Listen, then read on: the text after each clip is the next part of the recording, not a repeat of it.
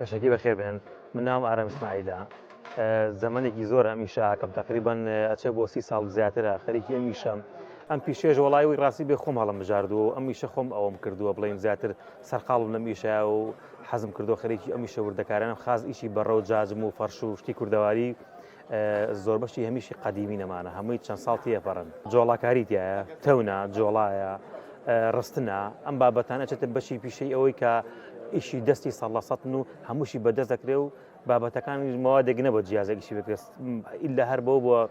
غێری دەست نەبووی چتر نەبووە جیازێک نەبوو ئیشی پێ بکرێت ئەتەمە پێڵ ئیشی ڕستنی دەستی عەسڵی ئەمەیە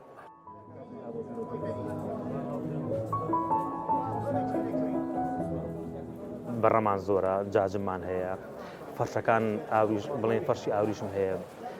کەشمەر هەیە ناین هەیە ئەسپاهان هەیە قۆچان هەیە بابەتی فەرشەکان فەرشی تەبرێز و ناین و کرمان و هەمەدان و فەرشەکان ئەوەنە زۆرن ناوتێن بەڕەکانیش بەڕێی مەتیقی گەرمیانمان هەیە زاخۆمان هەیە دۆکمان هەیە مەتیقی سلێمانی خۆمانە تێڵ و بیارەمان هەیە ئەمە هەر لە بەڕەکانە جاژمەکانی تقریبان بڵێم هەتا هەموو شارەکان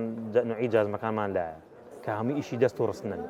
وڵای خەڵک زۆرە دەبەر دیزاینەکە دیزایانی ئێستا دیزاین گۆڕاوە بەڵام ئەم شتانی ئێمە کۆمەڵی خەڵکی تایبەتی خۆی کە شتی جەوهەردار و شتی حەزیان ئەسڵیان حەز لێیە ئەوان تۆزە کەم بووەتەوە یعنی ئەوە نییە بڵێم وڵات دایم ئەم شتانی ئێمە موسلیمان زۆر بەقەوەتە لە موسلیمەشە خۆی بە ئام بازاڕکە نییە وە لەگەڵ ئەوەشە کۆمەڵی خەڵکن هەن خاڵ بە دو ئەمانەگەڕن مثل بیانیەکانن ئەوانەی سەفەرەکان ئەوانە هێن و ئەڕۆن ئەوانە حەزان لێتی وەلا خۆشمانە هەیە باخی هەیە ماڵێکی هەیە ژوورێکی تایبەتی خۆی هەیە دایناوە بەم نوعێتە ڕازانیەتی و یادگارێکی جوان لای حەزەکار هەیبێ خۆی ئەو بەڕێی کە بڵێ نەخشی تایە ئەو بەڕانەی کە لە کۆچەرەکان کردویانە ئەوانەی کە لە مەڕووماڵات و شتیانە بۆ لە دەشتا بوون ئەوانە دەشتێکێکە بنەوانی کە زاد لە چیاکان بوون ئەوانەی هێن بەڕێک دروستەکەن ئەو سروشتەی خۆی دروستەکەن یعنی هەتا گژوجاکە دروستەکەن لە سەری یان مەسەلەن ئەو مەڕووماڵاتی کە هەیەیان بووە ئەوە دروستەکەن لە سەری خۆی لە ئەسڵە تیقەی گەرمانیش تقریبان شتێکی وای فەرق نابێت زۆر ئەتر هەیەە پێڵ شانەیە دروستەکرێ بە حکومێک و شانە دروستەکرێتەوە چنەوە بەناویەکە ڕاڵەکان دروستەکەنەوە ئەکو شکلی شانەیی و خۆگرتنێکی تایە یعنی هەمووی تقریبا بڵێم هینێکی تایە ها بڵین خاصێک ئەو مەتیقەی خۆی تا دروستی کردووە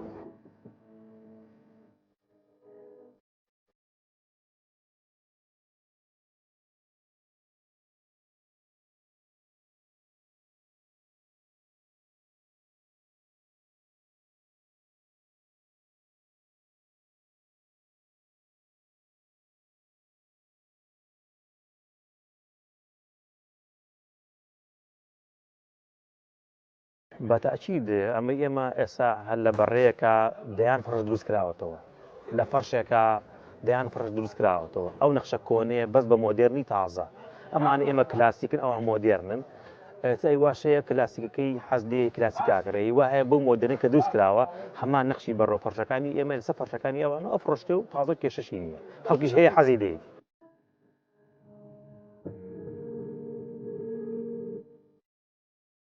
ئیشی دەستە بەڕاستی تۆ بەڕێیەکی 3 مەتر بە سێک دروستیکەی لە ئێستایم دروستیەکەی بە دووەرە قەشی ناوی بەڵام ئێمە هەر ئەو بەڕێ لامانەی بە 350,000 سعرەکانمان مناسبە یعنی ئەوە نییە بڵێ زۆر بەرز بێت فڕی بێ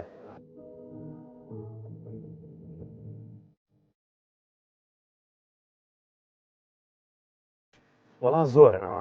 ئەوانە 1.2 زۆرن لە ئێستا بڵین هەمانە عمریەچێت بۆ 100 ساڵ هەر فەرشە هەر بەڕێ هەر جاجمە ئەمانە ئیتر جاری وایە مەسەلەن لای نایفرۆشینیان مەسەلەن حەزەکەی ببێنێتەوە یان چەندانێکمان لەوە هەبێ کەمن ئەوانە تایبەتن هەمووی کۆنا جۆڵا و تەون و تازەکان ئەمانە ئیشی لەسەر ناگەن یاسا خەڵک کۆمەڵی خەڵکن لەواتێ زۆر ناگەنە دەستی ئێمە دروستیەکەن بڵێن یان مەسەلەن خۆی حەزی لێتی سای وا هەیە وەستاکەی بۆ لا مەڵە من چەند ساڵ ئەم بەرانە بچنیوە بە ئێستا نایکە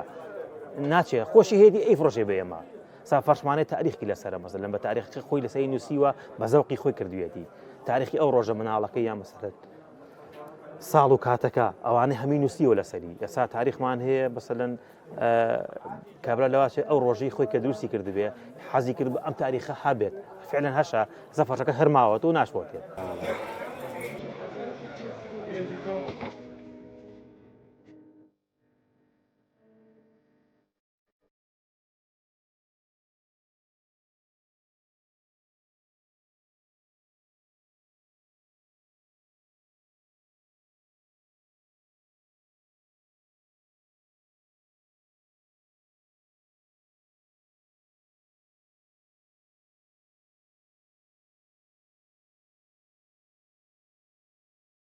وەڵام مەزاتی علەنیمانە بوو لێرە کراسان نەماوە